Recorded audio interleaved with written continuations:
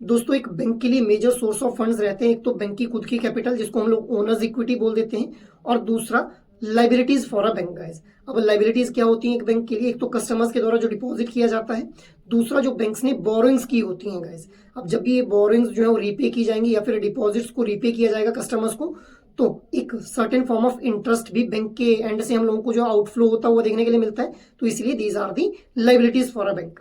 अब हम लोग बात करते हैं एसेट फॉर अ बैंक के बारे में। तो देखिए गाइस, एसेट क्या होते हैं एक बैंक के लिए? जो भी बैंक्स के द्वारा लोन्स डिस्ट्रीब्यूट किए जाते हैं जिनके थ्रू इंटरेस्ट की फॉर्म में बैंक को इनकम होती है, या फिर एक बैंक के द्वारा सीआरआर की फॉर्म में कैश रिजर्व करके रखा हुआ है आरबीआई के पास में, ये भी एक बैंक के लिए एसेट हो जाएगा। अलॉन्ग विद दिस जो एसएलआर इन्वेस्टमेंट की गई है, that will also a asset for a bank.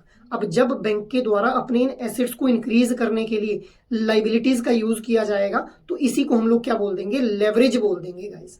ठीक है, अब हम लोग बात कर लेते हैं लेवरेज रेशियो के बारे में। तो देखिए गाइस, लेवरेज रेशियो कैसे कैलकुलेट की जाती है? जो बैंक के एसेट्स हैं उनको डिवाइड कर दिया जाएगा with the banks capital guys. जितनी ज्यादा लेवरेज रेशियो होगी, it will be considered safer for a bank. ठीक है, अगर जैसे मान लो अगर लेवरेज रेशियो हम लोगों को दो लेवरेज रेशियो देखने के लिए मिलते हैं, 8% और 3%, तो 8% is a higher leverage ratio. It means कि बैंक के द्वारा जो कम लाइबिलिटीज का यूज किया जा रहा है अपने एसेट्स को बढ़ाने के लिए गाइस।